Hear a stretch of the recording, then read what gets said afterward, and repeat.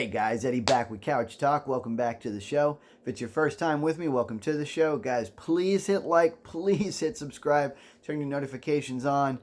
Really helps me out with the algorithm, and I need all the help that I can get. We got a big one for you today. I'm going to talk about slavery. We're going to talk about reparations.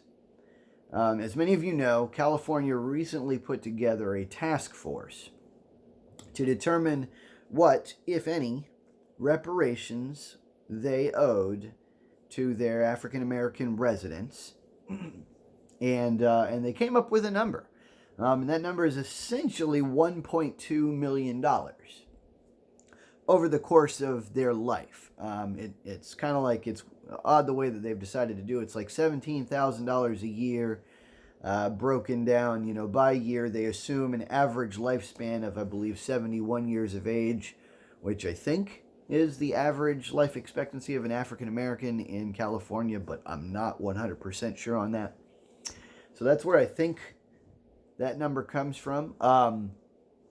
Definitely wasn't the only number kicked around. I mean, some people asked for a lot more. One guy, I think, was asking for $200 million per person, which is an awful lot. I'm not sure where they get the numbers from, but that's one of the things about reparations that makes it such a kind of a complicated topic, because nobody really can tell you how much is owed, right? It's kind of hard putting a price on the labor of somebody for the entirety of their life, and sometimes that's several lives, right? Several generations. Nobody can tell you who's supposed to pay it. Nobody can really tell you who's supposed to receive it exactly. And lastly, no one can really tell you what true effects it will have on society, on economy, on everything.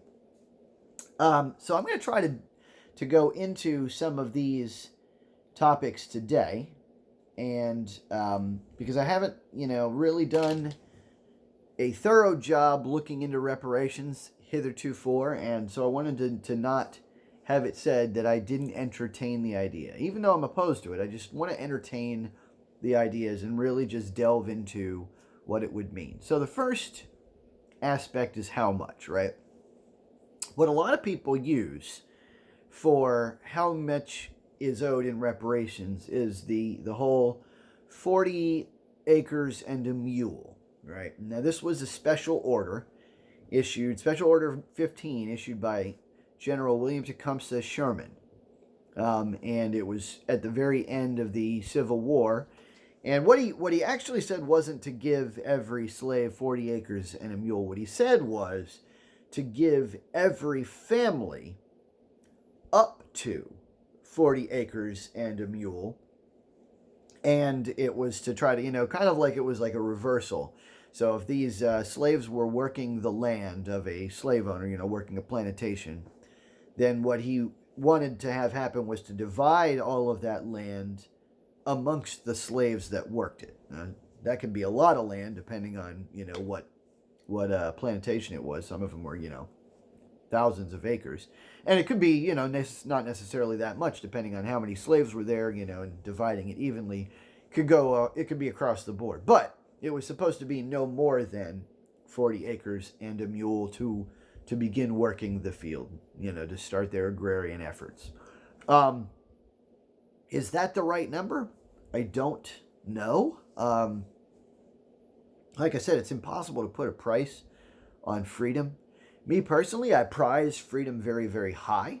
So I don't know, if someone were to put me to the test and ask me, what would it cost, your freedom? How much would you sell it for, and what would you, it wouldn't make much sense to sell it if you lose your freedom. What would you do with the money, right? But let's say you had to put a price on it. How much would your freedom be worth?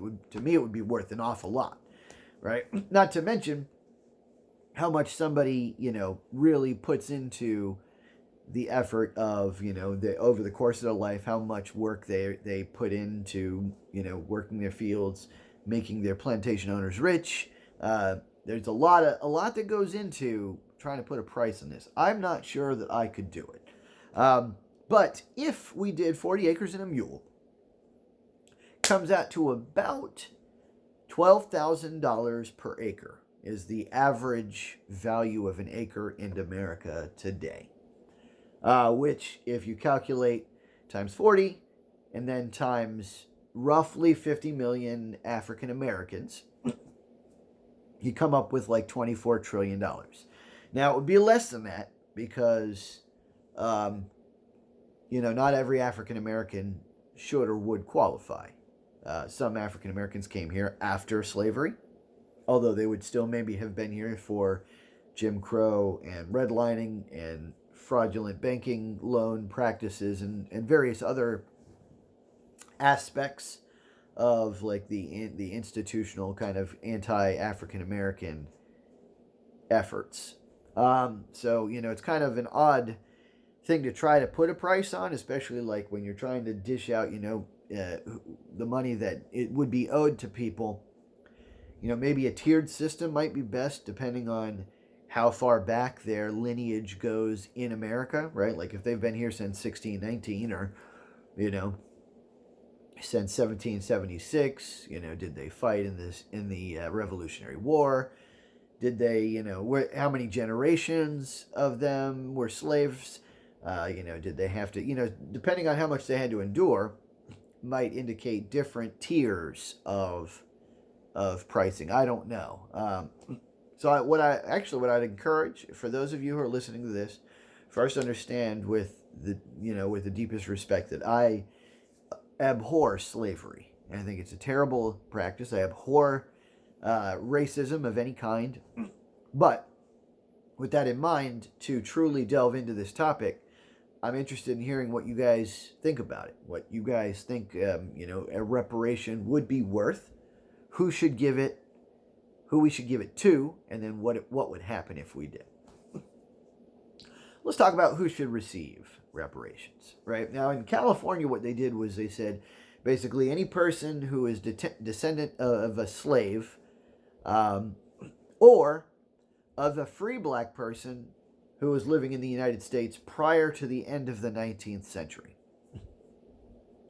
So kind of odd structure there. I'm not sure why we would want to give reparations to the freedmen. Of course, they did have to endure things like Jim Crow, like redlining and things like that. I'm not sure, though, that merits the same value that, a former slave would. I don't know. So what do you guys think? What if, would a person qualify if they were, an African American who is a descendant of a slave who then was freed and became a slave owner themselves, right? Kind of like both sides of the situation, right? They both were slaves and had slaves. Would somebody qualify if they were like, 1/4 African American and like, 1/4 is descended from a slave and then 3/4 of them are descended from white slave owners? I don't know, right? Like it seems like that person wouldn't qualify. It seems like they wouldn't be the one that really lost out on slavery. Ultimately, 3/4 of them made out on slavery. I don't know. It's kind of a weird situation. Let's talk about who should pay, right? This is the complicated one, right? Because, of course, no one alive today is a slave owner, right? No one alive today is a slave. In modern day civil suits, if somebody damages someone, well, then you can sue, right? You can take them to court. Let's say somebody owes you money. They don't pay. You take them to court. Let's say there's an order issued in court saying that, yes, they owe you money, and the marshal will come and collect that money. But let's say they die first, right? Well, then theoretically, you would take it out of their estate. And so, yes, it would come out of what would normally be generational wealth. And it would still go to you. And if you die first, same thing would generically happen, right? Assuming you had like a lawyer in the family who was able to carry on that legal battle, then it would still go to your estate, right? So there is some merit to the concept of a generationally carrying legal culpability. In the financial sense. I'm not sure, though, that that's a good thing overall. I think. I don't know. It's a tough one for me. Personally, I am a very firm believer that each person is responsible for their own actions, right? And I was trying to think of analogies for this, metaphors, other ways of looking at it, and I could not come up with another way that would work like this one, like people want this one to work, right? Like, let's say my father hits, some other guy in the head with a 2x4, and they both die before any kind of legal battle is fought. I certainly don't want their son coming to hit me in the head with a 2x4. Like, after it's done, it's done. Yeah, and yes, that sucks.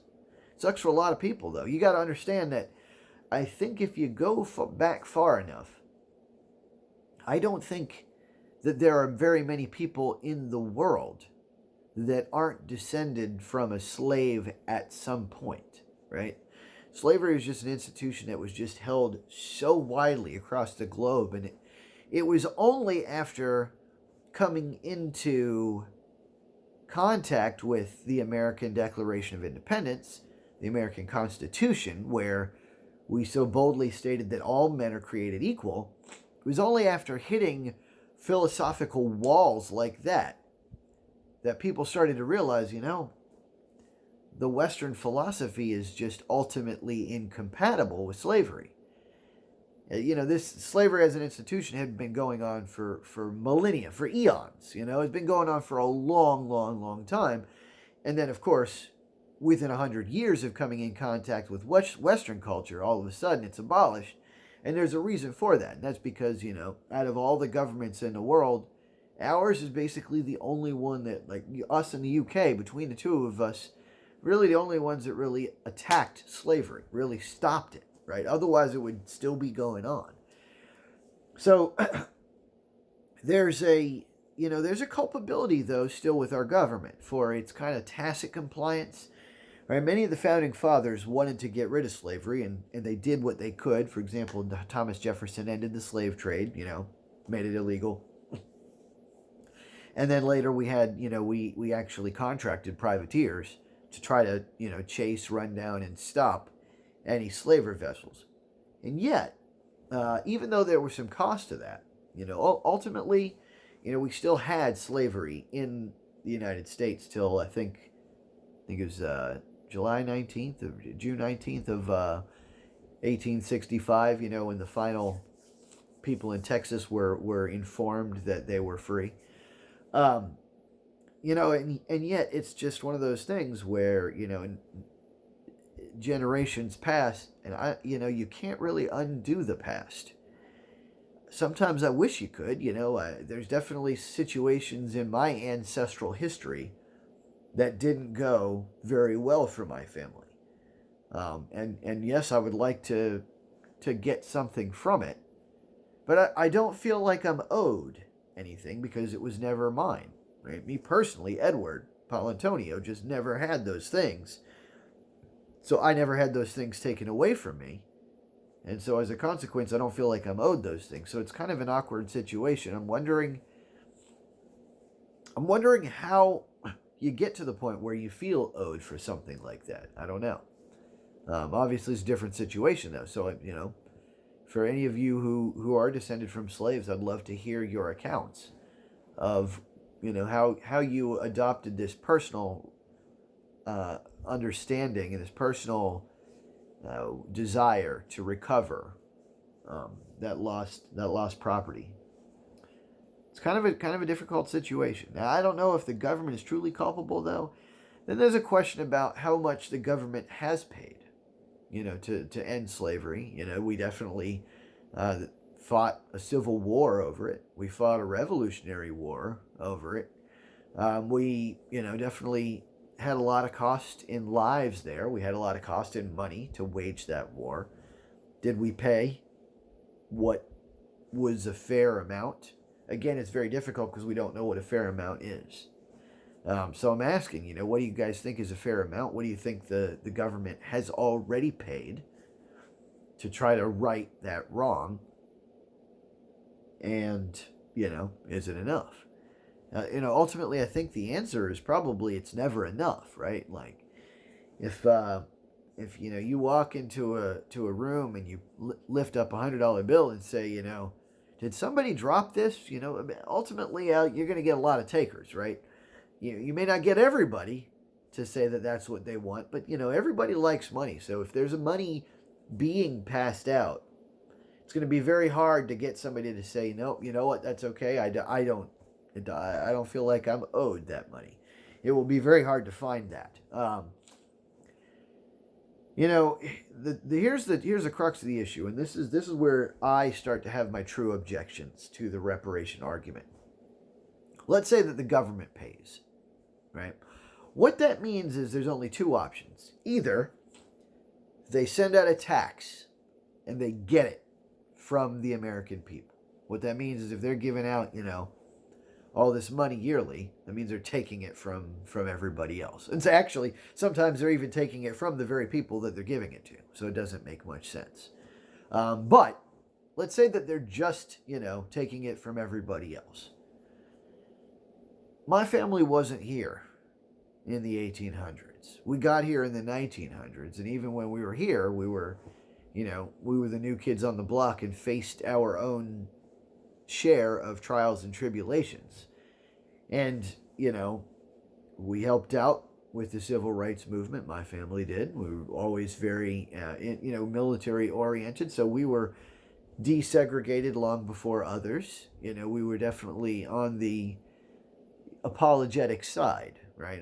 The abolitionist side, on the civil rights side of history. Why would my family have to pay? And we have nothing to do with it. Right? We didn't hurt anybody. We didn't have slaves. We didn't, there was never a point in time where my family profited. So there should never be a point in time where we have to pay for it. So that's one way to do it, is just to put out a tax. Another way to do it is just to start printing money, which is ultimately the same thing. Many of you saw what happened during COVID. There was a stimulus that we gave out a bunch of money by printing it, right? That's what the government does. And then by the end of that year, that extra $3,000 that we had gotten, we lost because of inflation. So it was like we really didn't get any money at all, right? If we do this, let's say we give out $20 trillion, just print it just right off the cuff, and there's an extra $20 trillion in circulation. Guys, I'm here to tell you that will shatter the American economy. It will rip it in two.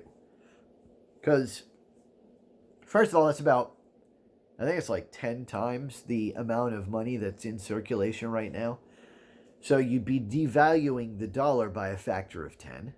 But let's give it the benefit of the doubt. Let's say it's only like 15 trillion. Let's say it's only 5 times the value of the circulation, right? Let's say we only are inflating the American economy by a factor of 5, right? Now you go to the gas station, gas is $15 a gallon. You go to the grocery store, you try to buy a gallon of milk, and it's $25 or something like that. Guys, it would be a nightmare. And are you really giving out $1 million to everybody if it's worth 1/5 of what it used to be worth? No, then you're only giving out $200,000. So to right that problem, you'd actually have to give out 5 times as much, which would be a cascade reaction. It would just be like, then you would have an extra inflationary value, an extra devaluation of the dollar, and it would just get that much worse. So basically, you would shake the American economy would collapse, and there'd be nothing left. Let's talk about the emotional contact, the emotional result. I'll tell you an anecdote, a story of my son.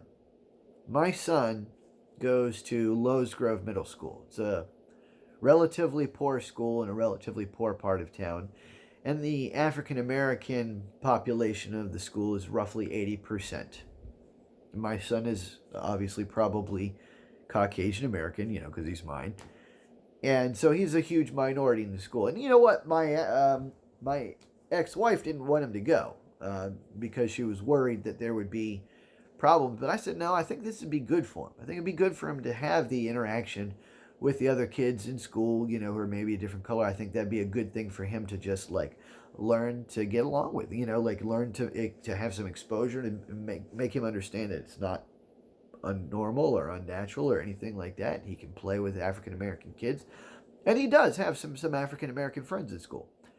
But he has some African American enemies in school too. And what hurts me the most is many of the kids in his school are treating him as though he is a bad person simply by virtue of being white. He's basically facing the racism that has been throughout the country from the dawn of time. He's basically facing all of that right now. Every day he goes to school and they call him cracker. Every day he goes to school and they call him names and say that he owes them money because he's white.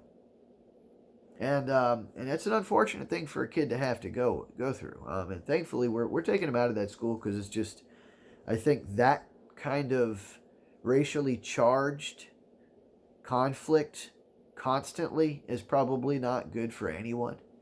And so my heart, by the way, goes out to anybody who's ever had to face that. But I want you to understand that, it happens to everyone. It happens to white people too. It happens to African Americans, happens to Hispanic, it happens to everyone. At some point in time, everybody faces that kind of racism, that kind of discrimination. It's not something that is unique to any race. And I think the best thing that we can do is just pray for tolerance. Pray that parents, challenge themselves to make it a point to talk to their children and say, look, you can play with kids of the other color. You can hang out with them. They can be your friends. You can love them. You can cherish them. They are human beings just like you, and they don't owe you anything. Nor, are they, it's just got to be a thing where we got to have that. I challenge all parents to have that conversation. But meanwhile, what do you think about reparations, guys? I think it's got too many negatives in the results column to ever enact well. I think if we did it, it would cause the devaluation of the dollar bill. I think it would cause the American economy to collapse. And I think it would have a strong negative emotional ramification with everybody thinking that they're owed and thinking that white people owe them. Because I've seen it. I've seen it firsthand. Now, I'm not saying everybody would be like that, but I have seen that reaction. And I think it's a very dangerous one.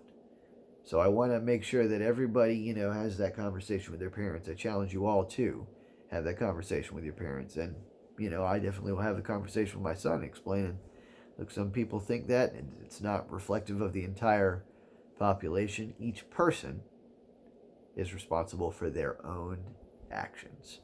Catch you next time on Couch Talks.